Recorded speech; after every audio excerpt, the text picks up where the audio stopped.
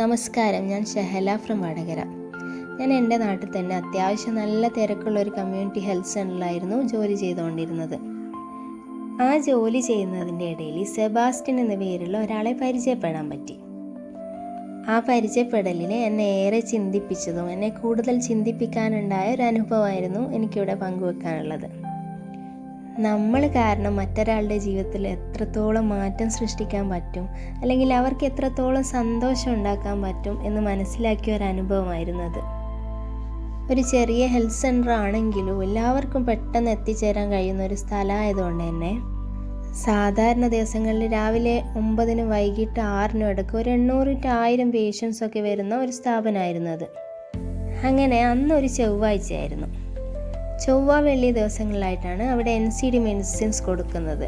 അതായത് sugar, pressure, cholesterol ഇങ്ങനെയുള്ള അസുഖങ്ങൾക്കുള്ള medicines ഒരു മാസത്തേക്ക് കൊടുക്കും. ഇങ്ങനെയുള്ള ദിവസങ്ങളിൽ ഉച്ചയാകുമ്പോഴേക്ക് ഒരു 800-1000 പേഷ്യൻസൊക്കെ ആവും. സ്വാഭാവികമായിട്ടും ആ ചൊവ്വാഴ്ചയും വലിയൊരു ക്യൂ തന്നെയായിരുന്നു എൻ്റെ മുന്നിലുണ്ടായിരുന്നത്. ഒരു ചെറിയ ഫാർമസി ആയതുകൊണ്ട് തന്നെ 2 കൗണ്ടർ മാത്രമേ അവിടെ ഉണ്ടായിരുന്നുള്ളൂ. സോ ആണുങ്ങളും പെണ്ണുങ്ങളും വേറെ വേറെ ക്യൂ നിന്നിട്ടാണ് മെഡിസിൻ വാങ്ങിക്കുന്നത്.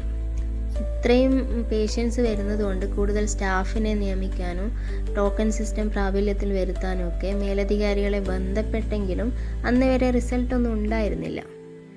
അന്ന് ഞാൻ ആണുങ്ങളെ കൗണ്ടറിലായിരുന്നു. ക്യൂ കണ്ടപ്പോൾ തന്നെ ഇതൊക്കെ എപ്പോൾ കൊടുത്തു തീർക്കും എന്നായിരുന്നു എൻ്റെ ചിന്ത. അപ്പോൾ ആ തിരക്കിനിടയിലും പ്രായമായവരൊക്കെ വരുമ്പോൾ നമ്മളൊരാശ്വാസത്തിന് വേണ്ടിയിട്ട് അവരോട് പറ്റുന്ന രീതിയിലൊക്കെ ചെറിയ കുശലാന്വേഷണം നടത്താറുണ്ടായിരുന്നു. അന്ന് സെബാസ്റ്റ്യൻ അച്ഛനും ആ ക്യൂവിലുണ്ടായിരുന്നു. അയാളെപ്പോലെ സ്ഥിരം വരുന്ന നമ്മൾ ഓർത്ത് വെക്കാറുള്ള മറ്റു ചില പേഷ്യൻസും ഉണ്ടായിരുന്നു. സെബാസ്റ്റ്യൻ അച്ഛൻ, അയാളുടെ കഥയാണല്ലോ നമ്മളിവിടെ പറയാൻ പോകുന്നത്. ഒരു 70 വയസ്സിന് മേലെ പ്രായം തോന്നിക്കുന്ന ശാരീരികമായി വളരെ ക്ഷീണിച്ച ഒരു മനുഷ്യൻ. അയാൾ ഭാര്യയും കൂട്ടിയിട്ടാണ് എപ്പോഴും വരാറ്. എന്നിട്ട് ഭാര്യയെ ഒരു സൈഡിൽ ഇരുത്തിയിട്ട് മൂപ്പര് ക്യൂ നിന്ന് മരുന്ന് വാങ്ങിക്കാറാണ് പതിവ്. അങ്ങനെ മണിക്കൂറുകളോളം ക്യൂ നിന്ന് അയാൾ എൻ്റെ മുന്നിലെത്തിയപ്പോൾ പതിവ് തെറ്റിച്ച് ഭാര്യയുടെ ഷീട്ട് കണ്ടില്ല. അപ്പം ഞാൻ ചോദിച്ച്, എന്തേ ഭാര്യ വന്നില്ലേ, എന്തു പറ്റി?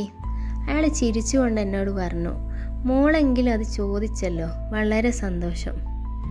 പിന്നീട് ഭാര്യ വീട്ടിലുണ്ട്, അവരുടെ മരുന്ന് തീർന്നിട്ടില്ല, ഇങ്ങനെയുള്ള കഥകളൊക്കെ പറഞ്ഞ് അയാൾ പോയി. പിന്നെ അയാൾ എപ്പോൾ അവിടെ വന്നാലും എന്നെ അന്വേഷിക്കും, സുഖവിവരങ്ങളൊക്കെ അന്വേഷിക്കും. അങ്ങനെ ഒരിക്കൽ ഞാൻ എൻ്റെ കുറച്ച് പേഴ്സണൽ ഇഷ്യൂസ് കാരണം ആ ഹെൽത്ത് സെൻ്ററിൽ നിന്ന് റിസൈൻ വെച്ചു. എൻ്റെ ആ സ്ഥാപനത്തിലുള്ള അവസാനത്തെ മാസമായതിനാൽ എനിക്ക് കുറച്ച് നാളായി പരിചയമുള്ള പേഷ്യൻസിനോടൊക്കെ ഞാൻ അവിടുന്ന് പോകുന്ന കാര്യം സൂചിപ്പിച്ചു.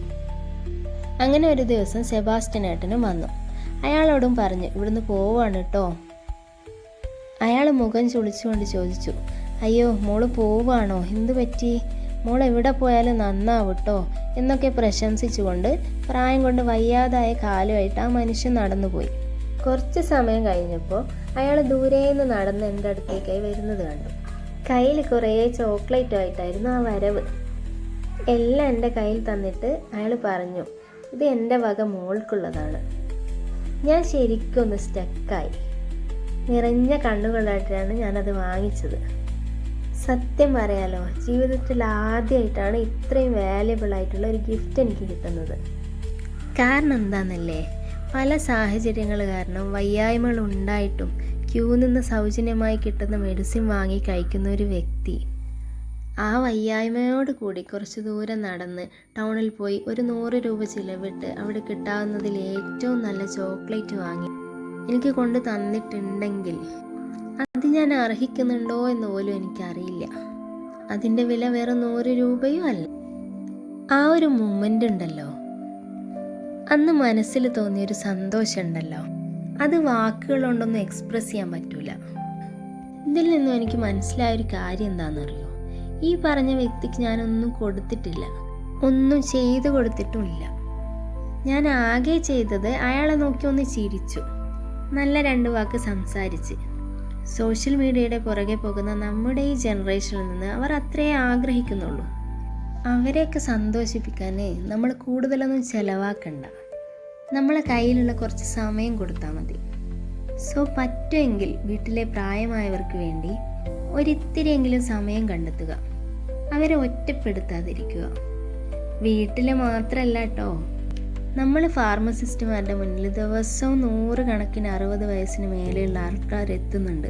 അവരോടൊന്ന് ചിരിക്കാൻ, 2 വാക്ക് സംസാരിക്കാൻ, അവരൊന്ന് കേൾക്കാൻ നമുക്ക് പറ്റുമെങ്കിൽ അതാവും അവർക്ക് വേണ്ടി ചെയ്തു കൊടുക്കാൻ പറ്റുന്ന ഏറ്റവും വലിയ കാര്യം. So be a best pharmacist and proud to be a pharmacist. Thank U.